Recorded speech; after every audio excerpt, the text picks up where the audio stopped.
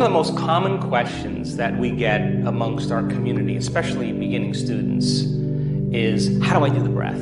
And before I answer how do I do the breath, let's talk about why you do the breath and what are the reasons for doing it. So the purpose of the breath is to pull the mind out of the body, to take all of the energy that exists in our first three centers, the energy that we use to create a life, or that sexual energy, all the energy that we use to digest a meal, all the energy that we use to overcome some threat or challenge in our environment, all that energy that's resting in our first three centers, and draw that energy back up into the brain. Now, think about this. Most people's consciousness, most people's energy, most people's thoughts and feelings are continuously sending energy in the form of thought. Now remember, every thought has a frequency, every thought has an energy, every thought is carried on an energy, information is carried on a frequency, that every thought you think is producing an energetic field.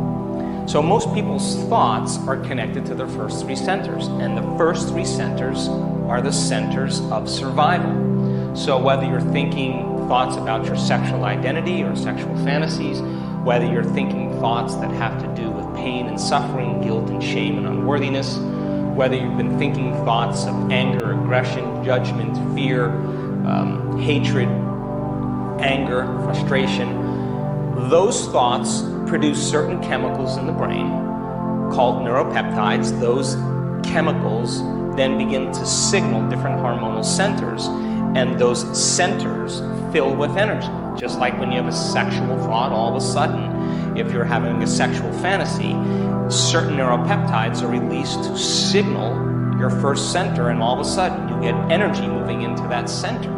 And now, once energy is in that center, you're emitting information out from that center into the field. So, but if people are thinking certain thoughts, whether it's sexual thoughts or thoughts that are related to suffering or pain or guilt or shame, or thoughts that are related to frustration or anger or aggression, those thoughts then produce certain chemicals that begin to signal certain hormonal centers for you to feel a certain way.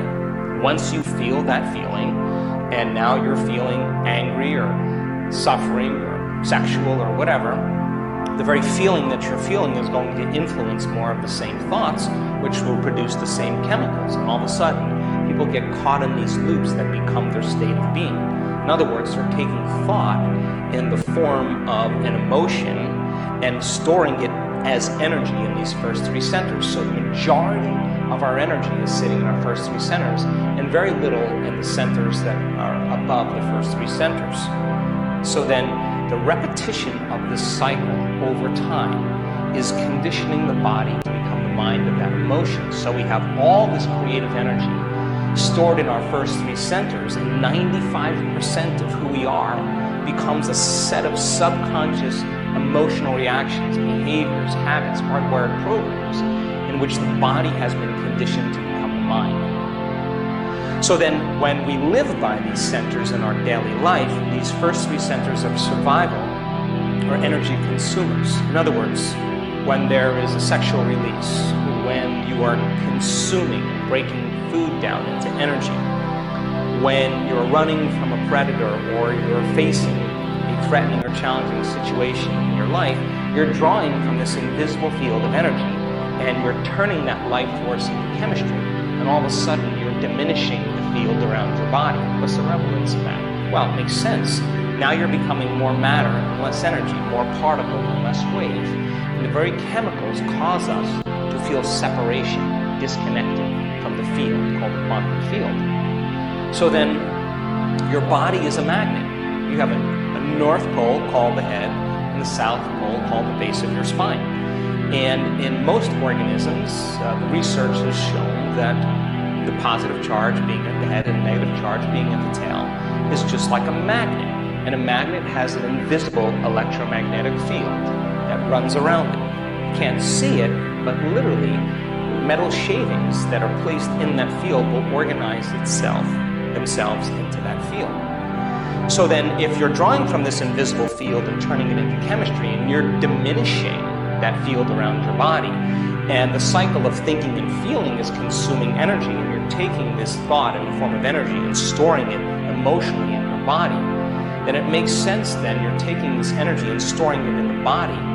Number one, you're diminishing the polarity between your head and tail, and you're diminishing the field around your body. So now, instead of being a magnet like the body should be, it's like a piece of metal that's no longer a magnet. It's inert and it has no charge.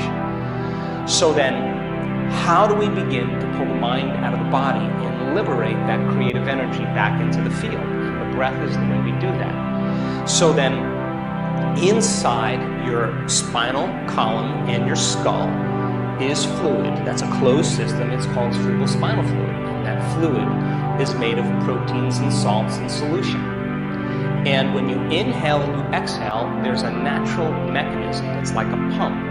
When you take a normal breath and you inhale, the sutures of your skull open up. And at the same time, the bone at the base of your spine, called the sacrum bone, an upside down triangle, opens up like this. So the skull bones open up and the sacrum flexes back, and it drains that cerebrospinal fluid down.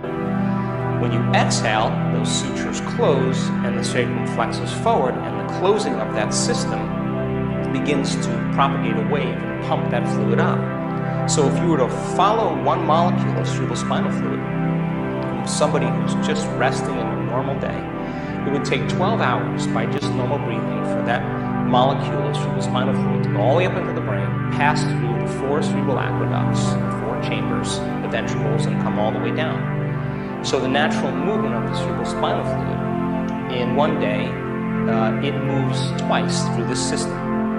So then, when we do the breath, and we have a passion, an intention to pull the mind out of the body, and that we use a level of energy that's greater than the conditioning process of living by the same cycle of thinking and feeling, that we make up our mind that we want to free ourselves from those emotions, we are freeing ourselves from the past, because if the emotion is stored in the body, and the body is in the past. So then, this is not a passive breath. As we inhale through our nose, the act of inhale by volition, combined with the contraction of these intrinsic muscles. Now, what do I mean by intrinsic muscles?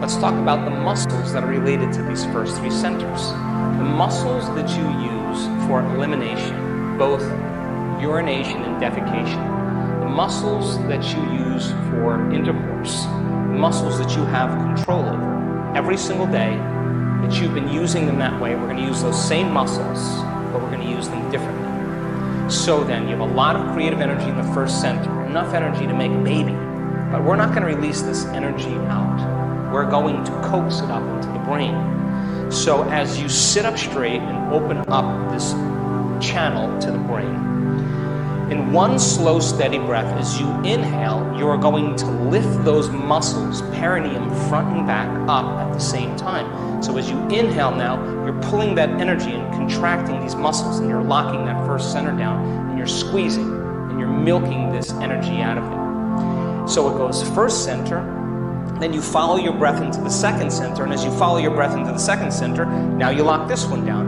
And the way you lock it down is you pull in your belly button close to your spine. You pull it in. So then inhale, first center, then you pull in the second center. You're still following your breath slowly and steadily. And then you pull it up into your upper abdomen, and you're locking down the center here. Now you're squeezing all 3 of these lower centers. And when you squeeze these muscles, you begin to push that cerebral spinal fluid up. You follow your breath up into your chest, shoulders down. You follow it through your throat, straighten your spine. You follow it all the way up to the top of your head. Now, where you place your attention is where you place your energy. So you want that energy to move right to the top of your head. So then as you inhale, you bring that energy all the way up to the top. You keep following your breath. You lock all the way to the top. When you get to the top, now you hold your breath. And when you hold your breath, you contract those intrinsic muscles, and you begin to lift those muscles up, and you begin to compress those muscles. and you begin to push that cerebral spinal fluid up into your brain. Now, cerebral spinal fluid is made of charged molecules, proteins and salts in solution. And when you accelerate charged molecules by physics, you create an invisible field called an inductance field that moves in the direction of the charged molecule. If you have several charged molecules moving in a certain direction, you create a more forceful or bigger inductance field. So then as you inhale and you follow that breath all the way up to the top, as you accelerate the cerebral spinal fluid and you begin to move these molecules, as they start to accelerate, they start to create this invisible inductance field. And if you create that field, all of a sudden that energy, all the energy you use to make a baby, all the energy to digest the food, all the energy to run from a stressful reaction in your life or react to something stressful in your world, instead of it being released out, you're pulling it up. And as you begin to move this energy, there comes a moment where the energy all of a sudden releases back up into the brain. And when it releases back up into the brain, you switch on that system called the sympathetic nervous system. Now, most of the time when the sympathetic nervous system switches on, you're usually either having an orgasm or you're reacting to some threat in your outer world. But now, the arousal that's taking place when the sympathetic nervous system switches on is going to ejaculate that energy. The sympathetic nervous system is going to drive that energy right up into the brain. And when it reaches this gate right at your brainstem called the thalamic gate, all of a sudden that gate opens up and that energy travels right into each individual thalamus, one on each side, that signals higher centers in the brain, and the brain goes into gamma brainwave patterns. There's a high arousal, and now you are super conscious or super aware. In other words, energy is going back from where it came from, back into the brain, and energy is being delivered back to the brain, and you will experience a euphoria, a bliss, a lightness. For some, it'll be very severe. Others, it'll be very minor, but the act of doing it all of a sudden is going to coax that energy back into the brain. Now, once the brain moves into gamma, all at the same time this is all happening, that energy begins to hit the pineal gland, right between the back of your throat and the back of your head. Once that energy hits the pineal gland, all of a sudden the pineal gland then begins to upgrade melatonin. All of a sudden it begins to make sister molecules, derivatives, metabolites of melatonin that fit into the same receptor sites as serotonin and melatonin. But now they're carrying a very different message.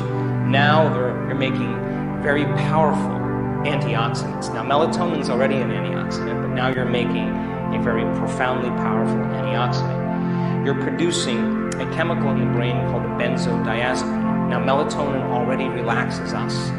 Now you're going to create a Valium-like substance that is going to sedate the survival centers in your brain, and you're going to be able to relax fully into the present moment. No more living in survival.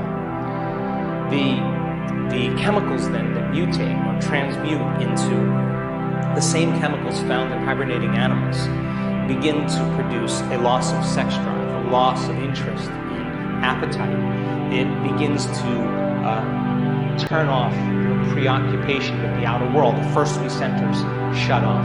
Now the body goes into stasis. We lose our drives. That's important if the body has been conditioned to be in line. It makes chemicals that cause a very profound electrical charge in the brain, high amplitudes of energy. The same type of chemicals that an electric eel produces. Now the nervous system is amplified. It's drawing, it's creating more energy. And then it produces a very profound chemical that causes profound mystical moments. In other words, melatonin already helps us to dream, but now you are going to be lucid dreaming. When this system switches on, this latent system switches on, all of a sudden now, the thinking neocortex, the analytical mind, is going to be anesthetized. It's going to be sedated. So then, why do I ask you to inhale and hold your breath? Now, this isn't inhaling and turning purple and pushing. If you're doing that, you're doing it wrong. It's a slow, steady breath. You follow that breath all the way to the top, either to the top of your head, or you put your awareness where that pineal gland is between the back of your throat and the back of your head. Now, when you inhale, that inhalation is very slow and very steady. It's not a big inhalation pushing. It's a slow, steady breath and you're contracting these muscles and coordinating it. You're following your breath all the way to the top of your head. And when you get to the top of your head, I'm going to ask you to inhale a little bit more. And as you pull up, you're going to lock these muscles down even further. And you're lifting them up. Once you lift them up and you have your attention either on the top of your head or the space that your pineal gland occupies in space, I'm going to ask you to lock those muscles down and pump, squeeze, or push. And I want you to push that fluid up into your brain by squeezing the muscles, not by holding your breath harder, but by squeezing those muscles. And I want you to begin to pump that fluid and begin to compress up against your pineal gland.